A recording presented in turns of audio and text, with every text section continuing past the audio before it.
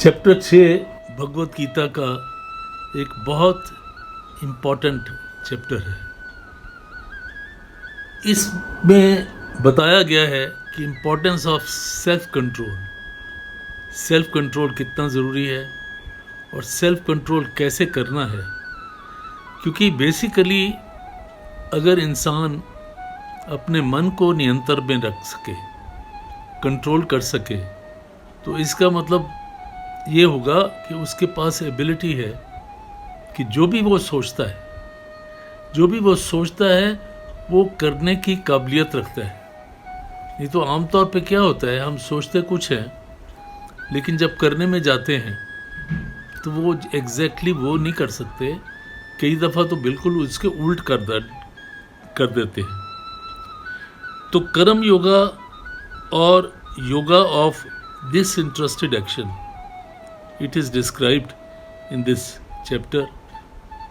Disinterested action means निष्काम, जिसमें आप सिर्फ उसको अपनी ड्यूटी समझ के करो, उसमें कोई फ़ायदा निकालने की कोशिश मत करो, क्योंकि वो निष्काम है।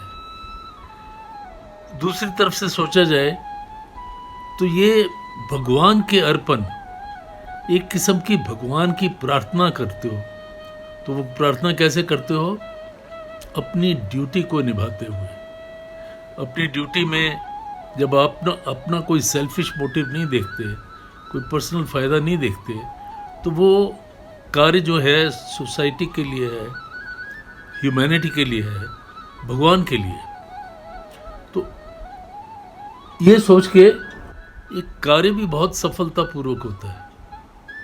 क्योंकि जब हम कोई सेल्फिश मोटिव, उसके रिजल्ट के बारे में सोचते रहते हैं, तो जहाँ कुछ भी ऊपर नीचे होता है हमारी प्लान से, तो हमें बहुत तकलीफ़ होती है।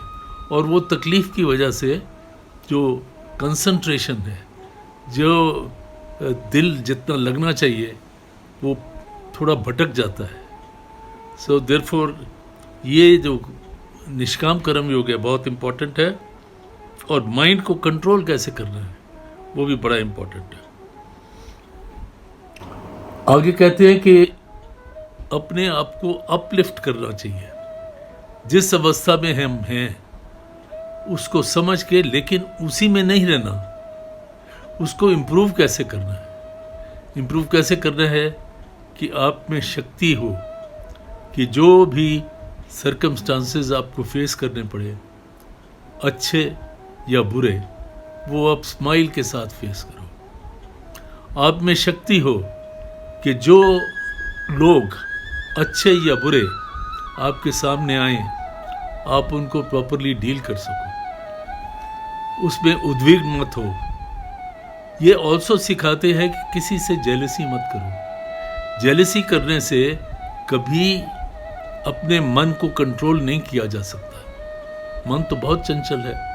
तो इसलिए जिस समय निष्काम, जिस समय हम अपना कर्तव्य के रूप में, अपना कर्तव्य भगवान की डिवोशन के रूप में करते हैं, तो उसमें कभी कोई प्रॉब्लम नहीं आ सकती। नौ ध्यान योगा के बारे में फिर इसने बताया है लॉर्ड कृष्णा ने कि कैसे किस तरीके से बैठ के, किस तरीके से आप अपने मन को शांत करके अपनी दृष्टि को नाक के आगे, नाक की चोंच पे लगा के आप कैसे ध्यान में बैठ सकते हो। तो सो दैट कि उस समय फिर आप ऐसे करते हुए ध्यान योग की प्रैक्टिस करें, ये भी बताया गया है। नाउ ध्यान योग भी सेल्फ कंट्रोल या मन का कंट्रोल के लिए बहुत ही उत्तम है। ध्यान योग में आप लगोगे तो अपने माइंड को बड़े आराम से कंट्रोल कर पाओगे।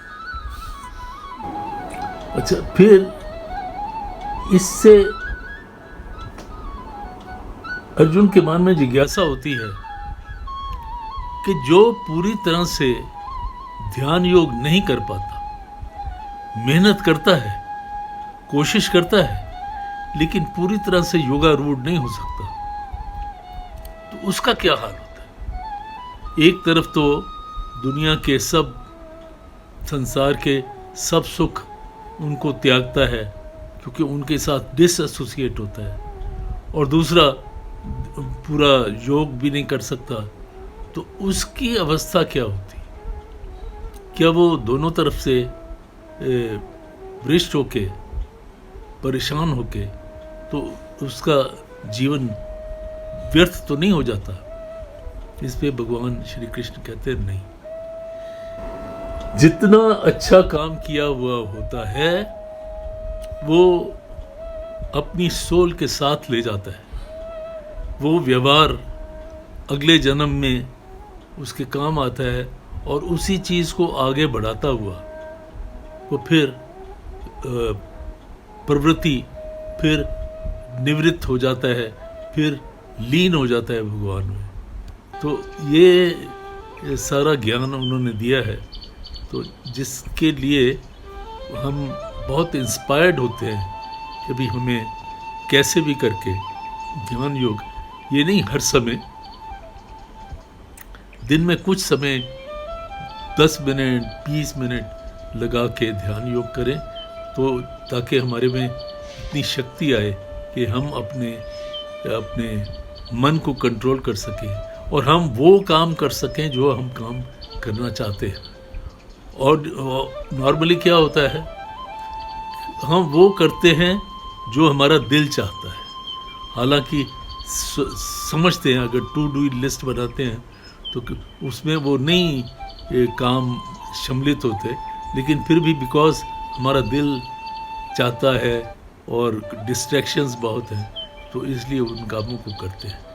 लेकिन ध्यान योग और सेल्फ कंट्रोल की तरह हम हर चीज़ को, अपनी पर्सनैलिटी को, अपने जीवन को सुधार सकते हैं, कंट्रोल कर सकते हैं। यही भगवान कृष्ण का मैसेज है इस चैप्टर में।